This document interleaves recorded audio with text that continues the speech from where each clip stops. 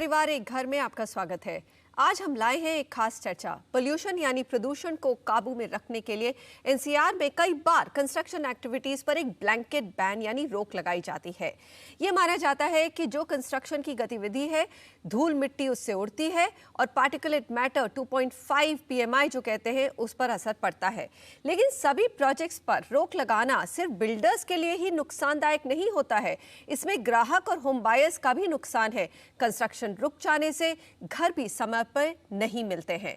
इसका क्या समाधान हो सकता है? पोल्यूशन भी जानलेवा है और घर समय पर मिले ये भी जरूरी है। आइए जानते हैं हमारे एक्सपर्ट से। हमारे साथ हैं ललित कुमार अग्रवाल, एनसीआर की प्रसिद्ध real estate company signature global के वाइस चेयरमैन हैं, और इन्वेस्टो एक्सपर्ट्स के मैनेजिंग डायरेक्टर विशाल रहेजा। ललित जी, कंस्ट्रक्शन बैन इसी साल नहीं हुआ है, ये हर साल होता है अक्टूबर से जनवरी के बीच में, और 2 से 3 महीने बिल्डिंग्स नहीं बन पाती हैं, तो जाहिर है प्रोजेक्ट्स कंप्लीशन पर फर्क पड़ता ही है। जी, फर्क पड़ता है। और रियल एस्टेट एक ऐसा सेगमेंट है ऑटोमोबाइल इंडस्ट्री के बाद कि सबसे बड़ा रोजगार अगर किसी से मिलता है तो रियल एस्टेट से मिलता है। बड़ी संख्या में मजदूर जो हैं 1000 रियल एस्टेट से जुड़े, अलाइड इंडस्ट्री से जुड़े हैं, और सबसे अहम ग्राहकों की गाड़ी कमाई रियल एस्टेट में लगी है। यदि हम निर्माण कार्य को रोक देते हैं तो इससे पूरा इकोसिस्टम इफेक्टेड होता है। हर साल कंस्ट्रक्शन बैन की वजह से लगभग 2 महीने तक कंस्ट्रक्शन एक्टिविटी इफेक्टेड होती है। जहां इससे एक तरफ कंस्ट्रक्शन डिले की सिचुएशन बन जाती है, वहीं कंस्ट्रक्शन वर्कर्स को मोबिलाइज करना भी काफी मुश्किल होता है, क्योंकि एक बार कंस्ट्रक्शन रुकने पर लेबर या तो होम टाउन चले जाते हैं या फिर अदर देन एक्टिविटीज में डाइवर्ट हो जाते हैं। हमें अलग अलग अप्रोच, सतर्क रुख अपनाने की जरूरत है। हमें सेल्फ रेगुलेशन की जरूरत है। फॉर एग्जांपल, सिग्नेचर ग्लोबल ने भी हाल में ही यूएसएआईडी के CABH clean air better health कार्यक्रम के लिए अमेरिका की एक NGO CEEW council of energy, environment and water के साथ टाई अप किया है। इसके तहत हम अपने कई प्रोजेक्ट्स पर एयर पोल्यूशन मीटर लगा रहे हैं, जिसके जरिए हम अपने साइट्स पर रेगुलर पोल्यूशन को मॉनिटर करेंगे। हरियाणा पोल्यूशन कंट्रोल बोर्ड ने हाल में ही एक स्कोरिंग प्रणाली जारी की है, जिसमें 29 पैरामीटर है। स्कोरिंग सिस्टम के अनुसार कंस्ट्रक्शन साइट्स को उनके स्कोर के आधार पर क्लासिफाइड किया जाएगा।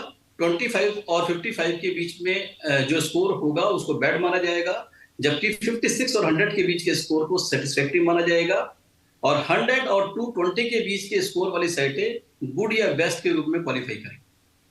तो इस समय कंस्ट्रक्शन स्टेटस क्या है? अगर आपके साइट्स पर आप खुद ही मैनेज कर रहे हैं, पोल्यूशन नहीं हो रहा है, तो क्या अलाउड है कंस्ट्रक्शन इस समय आपके साइट्स पे चल रहा है? यस, अभी कंस्ट्रक्शन अलाउ है, और ग्रैब 3 हट चुका है और ग्रैब 2 अभी लगा हुआ है। ग्रैब 2 में एक आपको जितना भी जो मटेरियल होता है उसको कवर करके ग्रीन क्लॉथ से रखना होता है, और वाटर की स्प्रिंकलिंग कंटिन्यूएशन में करनी पड़ती है, ताकि उसके जो डस्ट के पार्टिकल वो बने, कण आपको उड़े ना साइड पे और पोल्यूशन को बढ़ावा ना दे। विशाल, लेकिन ये तो सिग्नेचर ग्लोबल है, इन्होंने खुद ही ये जो हरियाणा सरकार ने जो राहत दी है और एक प्रोटोकॉल बोला है बिल्डर्स को फॉलो करने के लिए, वो तो शायद उससे ज़्यादा ही कर रहे हैं।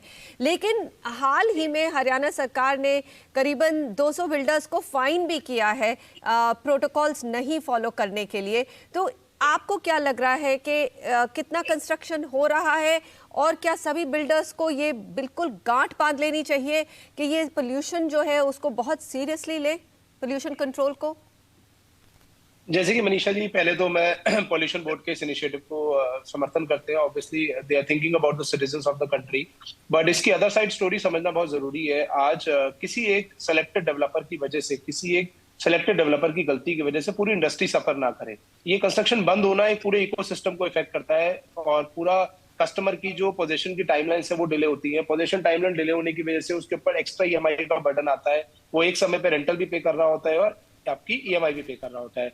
तो मुझे ऐसा लगता है थोड़ी सी स्ट्रिक्टनेस बढ़ाने की जरूरत है, और उन सेलेक्टेड डेवलपर्स के साथ जो इस प्रोटोकॉल को फॉलो नहीं कर रहे हैं, एक नया रूल लागू कर देना, एक नया कंप्लायंस ऐड करना मुझे लगता है थोड़ा डिफिकल्ट है, बिकॉज ये इंडस्ट्री के अंदर ऑलरेडी बहुत सारे कंप्लायंसेस हैं। हम लोग पिछले कई वर्ष से सिंगल विंडो क्लियरेंस की बातें कर रहे हैं। रियल एस्टेट एक बहुत बड़ी इंडस्ट्री है जो बहुत इकोनॉमी को बहुत सपोर्ट करती है, बट तब भी आज एक डेवलपर को मल्टीपल अथॉरिटीज के पास जाना पड़ता है अप्रूवल्स के लिए।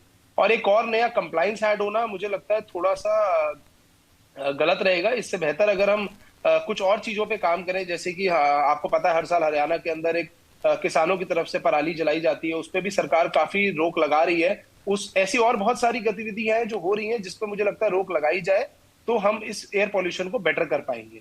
और आपका कहना सही है कि होम बायर ही नहीं, मतलब चेन में बहुत लोगों को फर्क पड़ता है, क्योंकि बहुत सारे लोग एम्प्लॉयड हैं और ये कंस्ट्रक्शन लेबर कॉन्ट्रैक्चुअल लेबर होता है, तो जब वो काम करता है तभी उसको पैसा मिलता है, नहीं तो नहीं मिलता है।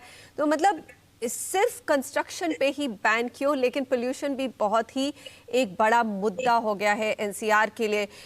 ललित जी, फाइनली मैं आपसे यही पूछना चाहूँगी कि किस तरह इंडस्ट्री में एक कंप्लायंस बढ़ाई जाए, क्योंकि जैसे विशाल ने कहा कि अगर एक दो छोटे भी बिल्डर्स हैं, बड़ा बिल्डर भी ना हो, वो भी अगर नहीं फॉलो करते हैं, उन पे फाइन के अलावा लिटरली पूरा सेक्टर में काम बंद हो जाता है।